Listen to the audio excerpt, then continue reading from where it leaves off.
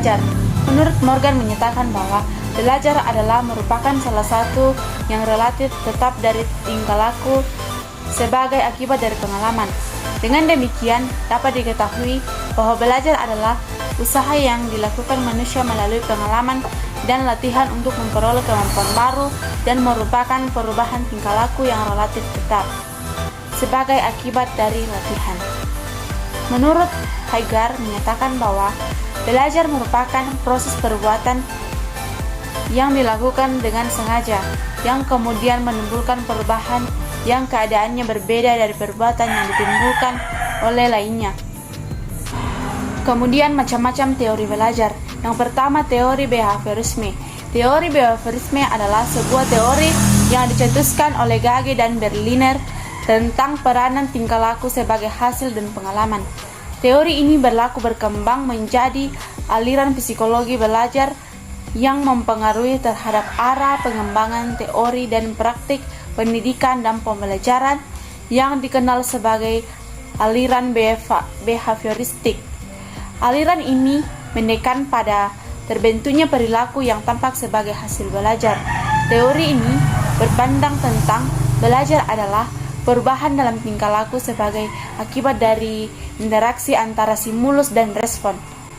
Atau dengan kata lain, belajar adalah perubahan yang dialami siswa dalam hal kemampuannya untuk bertingkah laku dengan cara yang baru sebagai interaksi antara stimulus dan respon. Behavioristik dengan model hubungan stimulus-responnya mendudukan orang yang belajar sebagai individu yang pasif respon atau perilaku tertentu untuk menggunakan metode pelatihan atau pembiasaan semata. Munculnya perilaku akan semakin kuat bila diberikan penguatan dan akan menghilang bila dikenal hukuman. Contoh aplikasi teori behaviorisme. Yang pertama, menentukan tujuan instruksional. Yang kedua, menganalisis lingkungan kelas yang ada saat ini, termasuk mengidentifikasi entry behavior mahasiswa atau pengetahuan awal mahasiswa. Yang ketiga, menentukan materi pelajaran atau pokok bahasan topik. Yang keempat, memecah materi pelajaran menjadi bagian kecil-kecil atau sub pokok bahasan atau subtopik. Yang kelima, menyajikan materi pelajaran. Yang keenam, memberikan stimulus berupa pertanyaan, tes, latihan, tugas-tugas. Yang ketujuh, mengamati dan mengkaji respon yang diberikan. Yang kedelapan, memberikan penguatan atau rekomen positif atau negatif.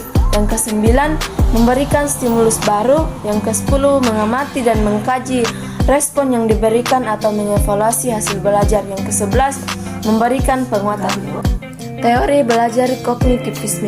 Teori belajar kognitif mulai berkembang pada abad terakhir sebagai proses terhadap teori perilaku yang telah berkembang sebelumnya. Model kognitif ini memiliki perspektif bahwa para peserta didik memproses informasi dan pelajaran melalui upayanya mengorganisir, menyimpan dan kemudian menemukan hubungan antara pengetahuan yang baru dengan pengetahuan yang telah ada. Model ini menekankan pada bagaimana informasi diproses. Peneliti yang mengembangkan teori kognitif ini adalah Ausubel, Brunner, dan Gagne. Dari ketiga peneliti ini, masing-masing memiliki penekanan yang berbeda. Ausubel menekankan bahwa pada aspek pengelolaan atau organizer yang memiliki pengaruh utama terhadap belajar, Brunner bekerja pada pengelompokan atau penyediaan bentuk konsep sebagai suatu jawaban atas bagaimana peserta didik memperoleh informasi dari lingkungan. Contoh aplikasi teori belajar kognitivisme.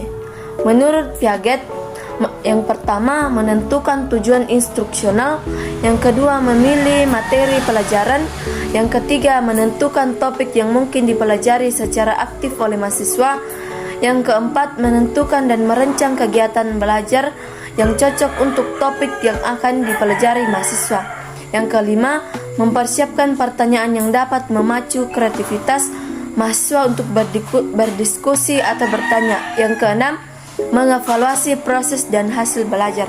Menurut Brunner, yang pertama menentukan tujuan-tujuan instruksional, yang kedua memilih materi pelajaran, yang ketiga menentukan topik yang bisa dipelajari secara induktif oleh mahasiswa, yang keempat mencari contoh-contoh tugas ilustrasi yang dapat digunakan mahasiswa untuk belajar, yang kelima mengatur topik-topik pelajaran, sederhana, kompleks, induktif, ikonik, simbolik.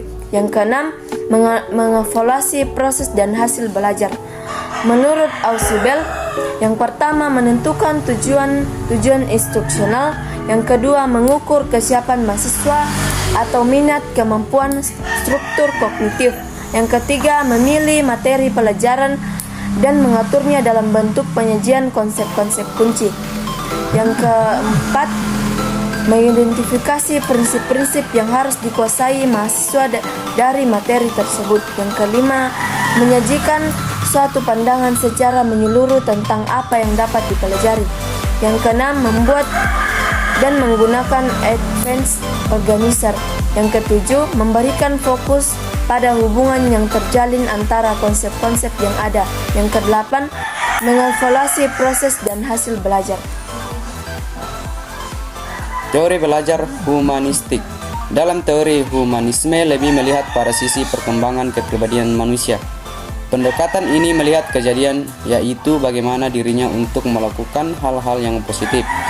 Kemampuan positif ini yang disebut sebagai potensi manusia, dan para pendidik beraliran humanisme biasanya memfokuskan pengajarannya pada pembangunan kemampuan yang positif. Kemampuan positif tersebut erat kaitannya dengan pengembangan emosi positif yang terdapat dalam domain afektif. Emosi merupakan karakteristik yang sangat kuat yang nampak dari para pendidik beraliran afektif. Emosi merupakan karakteristik yang sangat kuat yang nampak dari para pendidik beraliran humanisme. Dalam teori pembelajaran humanistik, belajar merupakan proses yang dimulai dan ditunjukkan untuk kepentingan kemanusiaan manusia, di mana kemanusiaan manusia di sini berarti mempunyai tujuan untuk mencapai aktualisasi diri, pemahaman diri, serta realisasi diri orang yang belajar secara optimal. Contoh aplikasi teori humanistik. Yang pertama, menentukan tujuan instruksional. Yang kedua, menentukan materi pelajaran. Yang ketiga, mengidentifikasi entry behavior mahasiswa. Yang keempat, mengidentifikasi topik-topik yang memungkinkan mahasiswa mempelajarinya secara aktif atau mengalami. Yang kelima, mendesain wahana atau lingkungan, media, fasilitas, dan sebagainya yang akan digunakan mahasiswa untuk belajar. Yang keenam, membimbing mahasiswa belajar secara aktif. Yang ketujuh, membimbing mahasiswa memahami hakikat makna dari pengalaman belajar mereka. Yang kedelapan, membimbing mahasiswa membuat konseptualisasi pengalaman tersebut. Yang kesembilan, membimbing mahasiswa sampai mereka mampu mengaplikasikan konsep-konsep baru di situasi yang baru. Yang ke-10, mengevaluasi proses dan hasil belajar mengajar.